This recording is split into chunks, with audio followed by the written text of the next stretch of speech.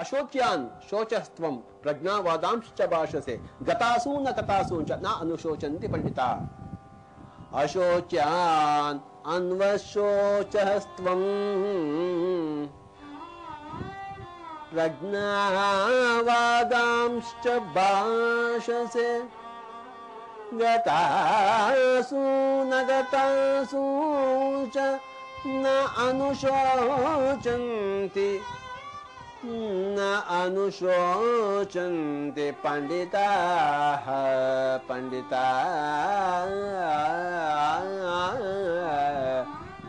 అశోచ్యాన్ అన్వశోచస్త్వం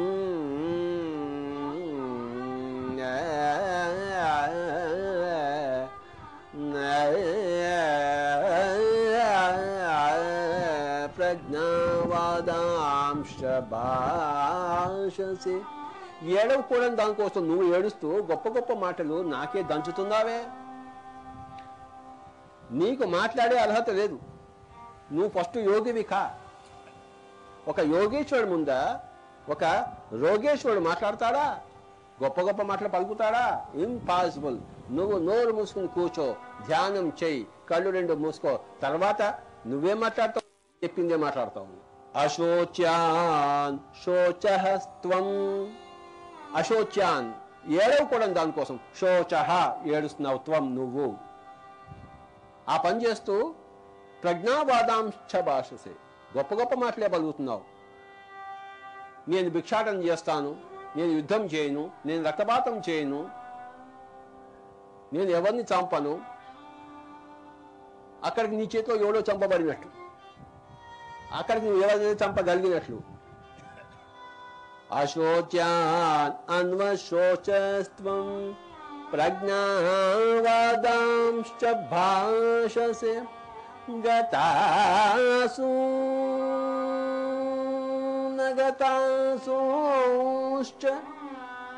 గతాసూన్ అగతాసూన్శ్చ.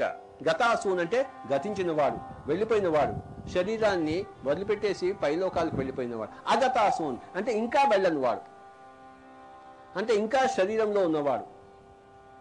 ఈ ఇద్దరి పట్ల పండితుడనేవాడు ఏడవడు. అశోచ్యాన్ అన్వశోచస్త్వం ప్రజ్ఞావాదాంశ్చ భాషసే గతాసూన గతాసూంశ్చ న అనుశోచంతి అనుశోచంతి అనుశోచంతే పండితాః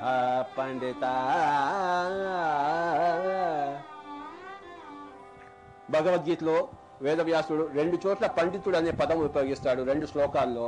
అందులో ఇదొక శ్లోకము. అశోచ్యాన్ అన్వశోచస్త్వం ప్రజ్ఞావాదాంశ్చ భాషసే గతాసూన్ అగతాసూంచ న అనుశోచంతి పండితా.